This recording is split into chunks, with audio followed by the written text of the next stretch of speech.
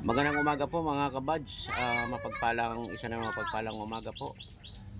Binalikan ko dito si nanay, yung 83 years old na na-interview ko po noon, na kung saan yung kanyang tinitirahan bahay po ay tumutulo na po, at minabuti po na alamin ko po at puntahan ko. Ito po banda dito po siya. Lola, magandang umaga po. Magandang umaga. Magandang umaga naman po. Ito po ang tinitirahan nyo dito? Opo. Mga kabads, ito ang tinitirahan dito ni Lula. Ito po. So, isa lang po siya dito. Ayan, puro tumutulo na po ito dito. So, mga kabads, ang hiling niya sa akin, malagyan man lang ng higaan at saka atip, pansamantala po. Kasi yung anak niya, hindi na siya inaasikaso. Babae. Babae ang anak niya. So ito ang higaan niya dito. Ayun po, bulok na po. Ayun. So pag maulan talaga, nay, tumutulo po ito dito. Opo, lahat. Yan, kaya nilagyan ko ng sako. May anak ko yan sa City Hall, hindi naman yan May anak. dito eh. Ilan pong anak niyo, nay? Bale, 4 pa sila, 3 lalaki. Tinaboy ako, sir. Nagpunta ako sa kanila, inaboy ako. Kinaboy po kayo. Opo, Bakit naman? hindi ko alam. Pero, pinupuntahan naman po kayo dito. Hindi nga. Mula ako nakaratay, 3 taon na. Hindi man ako sinilip. So, sino po ang nag-asikaso po sa inyo, nay? Di, kusa ako nagbabarito, mga kapitbahay ko.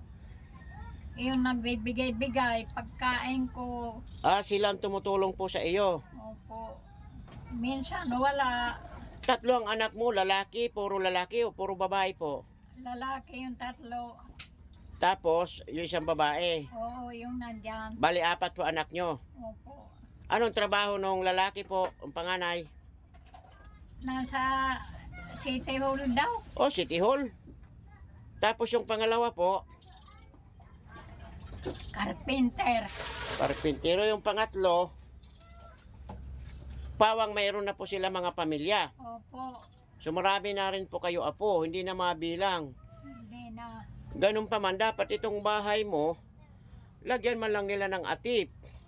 Hindi nga po sila nasilip sa akin. Hindi po kayo sinisilip. Hindi po. So paano po yun kung halimbawa ayusin natin ito at anong masasabi nila? Magalit sila na paayusin yung bahay. Ang sabi naman ng secure dyan, Nay, ako nang basta iakyat ka lang papaganito, pabubungan mo yan dyan, lagyan mo ng hali-haligi dyan. Ito. Kasali pa ito. Oo, ang hangganan Ano ito? nito, sir, ito. Ano yan? Ito yan oh. Itong hangganan. Yan yan. Yan yan. Ini Ito, binunot lang nila sinira, itong hangganan. Maliit ang espasyo pala. Pero sa bagay, pansamantala, kahit dito ka na lang po, ayusin na, hindi ka po matuluan at ayusin ang sahig. Opo. Pwede naman ang sahig, pwede naman pulding bidigahan niya eh. Kaso nga may may-ari yan eh. Ito may-ari daw din ito. Dapat sana makakausap natin yung anak mo. Di po ba? Wala na mga kabadsyo. Kawawa naman ito si nanay. At yung mga anak hindi daw siya inaisikaso. Dapat makausap muna natin yung anak nyo po. Bago man lang natin ito lagyan ng atip at saka sahig. Nagpunta na ako, sir, sa mga anak ko, gabi kasama ko 4 mga barangay. Oh, Di, wala naman akong pakay na masama. opo. Kakausapin ko lang anak ko. Kaso nga, siya pang nagalit. Pinakagalitan ako. Na nagpunta kayo ng barangay. Hindi ko sinasadya. Wala akong balak na kung anuman sa kanila. Opo. Kakausapin ko lang. Opo. So, ganun po ba? Parang ang kalagayan nito ni nanay, no? Kawawa talaga. Masalimuot. Kawawa naman ito si nanay na pinabayan ng mga anak. Anong klaseng anak yun na dapat kinakalingan natin mga kabads ang atin mga magulang. Dahil ito na lang ang huling ano nila, mailagay man lang ng maayos habang nandito pa sila sa ibabaw ng mundo. Hindi po natin pwede pabayaan po ang mga magulang natin.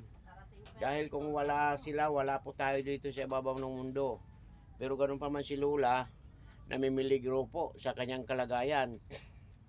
So, Walang pagkain. wala po kayo pagkain ngayon. Wala po.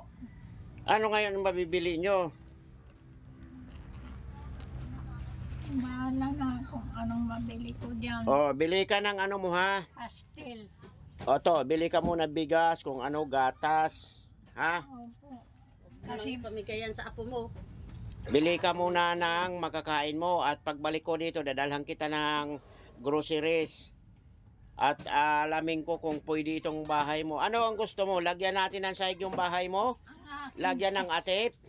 Opo. Maskin low naman lang. Luna, trapal. Opo. Tapos, yung sahig, Kahit na pinulid. pinulid yung sahig. Opo. Kailan po kayo babalik? Ganito. Kasi para maano po kasi sana darating sila sa linggo. Guho na yan eh. Kuho. Sabi naman na si Kyo, kahit hindi raw si Victor mag-anong basta tulungan ka na sinabi mo nag-interview, ipaakyat mo pa rito yung sahig kasi baka gumuho, mapunta ka sa tubigan. Ayun, kasi tubigan na po yun doon. O, tubig na po. Tubigan na po doon, oh. Tubigan na po yun doon. Kaya dito na ako nag-uupo, baka bumigay eh. Wala na, tubigan na po yung ano doon. Hindi na po maganda. So, yun na lang gawin natin. Trapal, 2 trapal. Tapos, iurong dito kaunti. Opo. Ayan, iurong hanggang dito. Yan na. So, ganito na. Yan na ako dadaan, sir. Ayun. So, ito mga kabadsang, ano ni nanay dito. Yung kanyang kalagayan. Anak na ganyan. Ayun po. Eh, matagal ng ganyan, huwag na ako magtaka.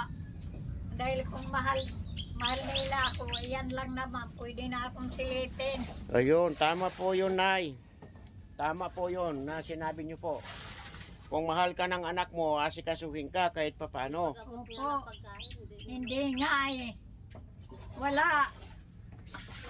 Ang napunta sa akin, yung pinalaki kong bata, anak ng anak ko, hatdan ako ng kunting kanin dyan, iiwanan na lang dyan.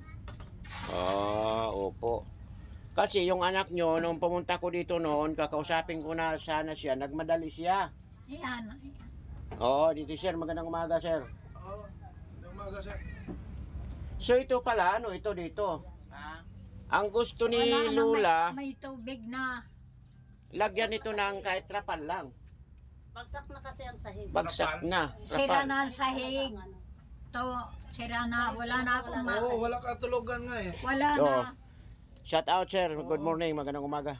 Ito ang Hindi guard naman, dito. Alam mo kuya, hindi naman kasi kailangan yan na isiseparate ang nanay. May Ayun bahay nga, naman may yung bahay wala naman ng sila. anak eh. Ang gagawin na lang yan, sir. Doon na lang siya gagawa ng maliit, no? Sa gilid.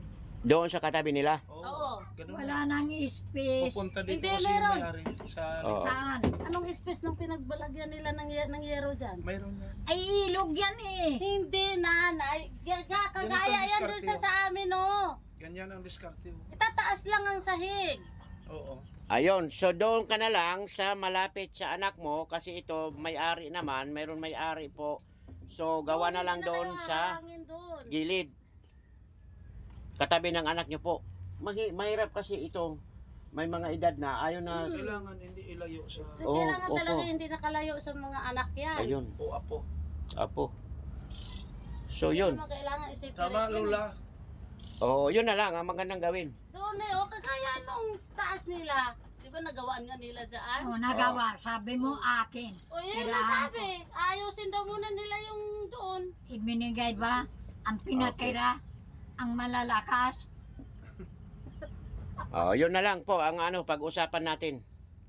Ayun mga Kahit kabads. maliit lang sana sir na matirahan Oo, sa kanya. maliit lang. Doon sa katabi na lang nila. Oo, doon sa katabi. Opo, doon sa katabi na lang nila.